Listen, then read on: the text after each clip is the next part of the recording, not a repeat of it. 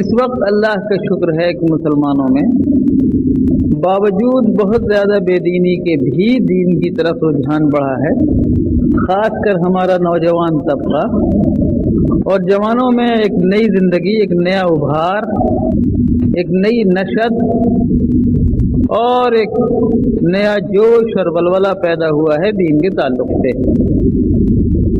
لیکن خوب یاد رکھیے کہ افراط اور تفریط اور کسی معاملے میں بھی غلو انسان کو نقصان پہنچاتا ہے، اور اعتدال اور توازن یہ کامیابی کی کنجی ہے۔ جس طرح عبادات کے اندر انسان کو پورے اخلاص کے ساتھ لگنا چاہیے، اسی طرح رزق حلال کی تلاش میں بھی پوری جد و جہد کے ساتھ لگنا چاہیے۔ دونوں چیزیں بیلنس، ایک دوسرے کے ساتھ متوازن، ہم وزن ہونی چاہیے، اور جس کا جو درجہ ہے وہ درجہ اس کو دینا چاہیے۔ فرمایا گیا اعوذ باللہ من الشیطان الرجیم، یا ایھا الذین آمنوا اذا نودی للصلاة من یوم الجمعۃ فاسعوا الی ذکر اللہ وذروا البیع۔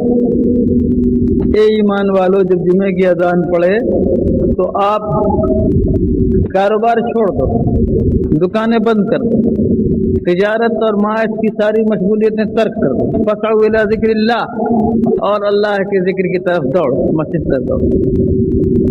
تمہیں خسارہ نظر آئے، گھاٹا نظر آئے، نقصان دکھائی پڑے، لیکن یہ سارے نقصان جھوٹے اور دھوکے کے ہیں، تمہارے لیے نتیجے اور انجام کے اعتبار سے یہی بہتر ہے کہ تم مسجدوں کی طرف دوڑو۔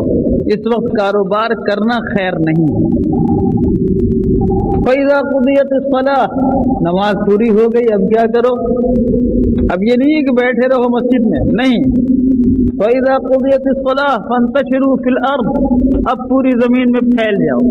وَابْتَغُوا مِن فَضْلِ اللَّهِ، اور اللہ کی پھیلائی ہوئی روزی کی تلاش میں لگ جاؤ۔ یہ ہے رزق حلال کی طلب کا حکم۔ دونوں باتوں کا حکم دیا گیا، روزی حلال تلاش کرنا اور اللہ کی عبادت میں کوئی کوتاہی نہیں کرنا۔ ہمارے یہاں عام طور پر خوشی کی بات ہے کہ نماز، روزے، زکوٰۃ، حج کے مسائل سے بڑی حد تک لوگوں کو دلچسپی ہے، لیکن معاملات کے جو احکام ہیں، کاروبار اور تجارت کے جو احکام ہیں، ان کے بارے میں عام طور پر غفلت ہے کہ کیا حلال ہے اور کیا حرام ہے۔ اس کی طرف عام طور پر توجہ نہیں ملتی۔ وقت بھی زیادہ نہیں ہے، بہت تھوڑا سا وقت ہے۔ میں اشارتاً آج ایک دو اصولوں کے بارے میں آپ سے بیان کر دینا چاہتا ہوں۔ پہلی تو بات یہ جان لیجیے کہ اسلام دولت کے ارتکاز کو پسند نہیں کرتا۔ کنسنٹریٹ کر جائے دولت، اکٹھا ہو جائے، ایک جگہ جام ہو جائے، وہ رول نہیں کرے، چکر نہیں کھائے، اسلام اس کو پسند نہیں کرتا۔ لِكَيْ لَا تَكُونَ دُولَةً بَيْنَ الْأَغْنِيَاءِ، سرمایہ داروں کے بیچ ہی بس محدود رہ جائے اور محصور طور پر ایک خاص لمیٹڈ فیلڈ میں، ایک چند محدود میدان میں ہی وہ گھومے، اسلام اس کو پسند نہیں کرتا۔ بٹوارا افراد ٹکڑے ہوتے ہوئے چلے جاتے ہیں۔ اسی لیے اسلام نے قانون وراثت کو مشروع فرمایا۔ وراثت کا قانون کیا ہے؟ کبھی کوئی شخص لاکھ بیگھے کی جائیداد کا مالک باپ کی کمائی ہوئی دولت کو نہیں رہ سکتا۔ ایک باپ نے لاکھ ایکڑ اراضی خریدی، کروڑ روپیہ جمع کیا، لیکن اس کے 5 بیٹوں کے درمیان اس کو بٹ جانا ہے، اس لیے لازمی طور پر لاکھ کو تقسیم ہو جانا ہے اور 10 کروڑ کو تقسیم ہو جانا ہے۔ اب اگر وہ اولاد جو باپ سے وراثت میں 10 کروڑ میں سے 2 کروڑ پاتی ہے، اگر وہ 5 اولاد اس 2 کروڑ کو خود پھر بڑھانے کی اور نئی ہمت نہیں کرتی تو پھر یہ 2 کروڑ گھٹے گا اس کی اولاد میں جا کر، اور اگر اس کی اولاد بھی وہی تک محدود رہ گئی تو وہ دولت آہستہ آہستہ ختم ہوتی چلی جائے گی۔ اور اگر اس نے باپ سے ملی ہوئی دولت اپنی جگہ، لیکن اپنی جد و جہد اور حوصلے اور عزم سے اس نے کچھ کمانے کی کوشش کی، تو باپ کے چھوڑے हुए माल को ये बढ़ा सकेगा, घटाएगा नहीं इंशाअल्लाह। ये है इस्लाम के कानून वरासत की एक बहुत बड़ी हिकमत। और ये भी फरमाया हमारे आका सल्लल्लाहु अलैहि वसल्लम ने कि दौलत को रोक के मत रखना, वरना तुम्हारी दौलत को ज़कात खा जाएगी। सुभान अल्लाह। ज़कात की मशरूइयत ने भी दौलत को रोल करने और दौलत को तिजारत में गर्दिश करने का उसूल आपको दिया, वरना जाम दौलत घटकर 200 दिरहम या 52 तोले चांदी तक आकर रुक जाएगी। उसके ऊपर जितनी होगी वो हर साल घटती चली जाएगी। अगर आपने उसको माले नामी बना के रखा, तिजारत में बढ़ाया, तरक्की दी, तब तो वो माल आगे जाएगा, वरना रोज घटेगा। ज़कात का निज़ाम भी इस बात को बताता है कि इस्लाम मेहनत के जरिए अपनी आमद को बढ़ाने की तालीम देता है।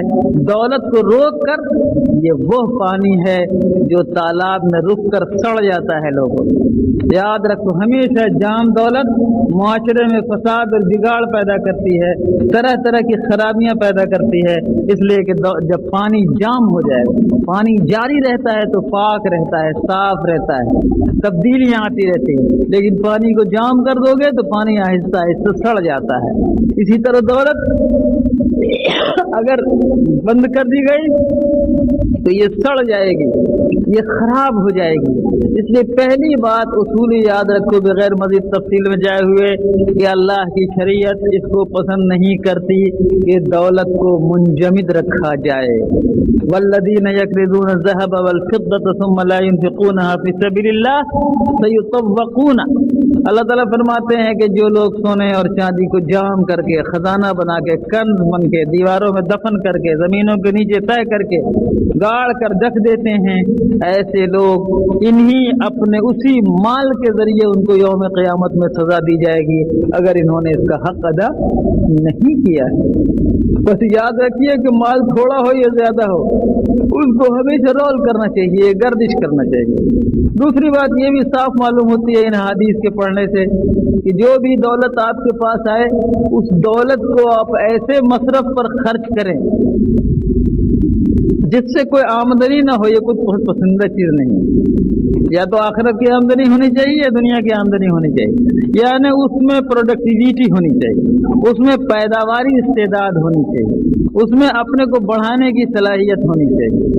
हमारे यहाँ आम तरीका क्या है मुसलमानों के यहाँ? दौलत तो हम कमाते हैं लेकिन शादियों पर 1.5 लाख रुपया खर्च कर देते हैं। शादी पर खर्च किया हुआ रुपया आपको कहाँ जाता है? वो फिना हो गया, खत्म हो गया। मकान उम्दा बनाने पर खर्च करना मुसलमान का पहला शौक है। मिडिल ईस्ट में काम किया, घर गया, वहां पर उसको नुमाइश करना जरूरी है, लोगों के अंदर दिखावा करना जरूरी है, अपनी हैसियत दिखाना जरूरी है। और ये जाहिल समझता नहीं है कि ये दिखावा तेरे ना दुनिया में काम का है ना आखिरत में काम का है।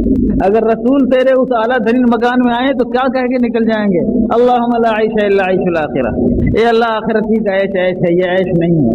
रसूल जब किसी बहुत अच्छे मकान को देखते तो यही कहते, अल्लाहुम्मा ला ऐशा इल्ला ऐशुल आखिरह। ए अल्लाह, आखिरत का ऐश ऐश है, ये ऐश ऐश नहीं है। रसूल को हम क्या करते हैं कि अपनी दौलत को एक ऐसे मसरफ पर खर्च करते हैं जिसको आखिरत में तो हमारे साथ जाएगा ही नहीं।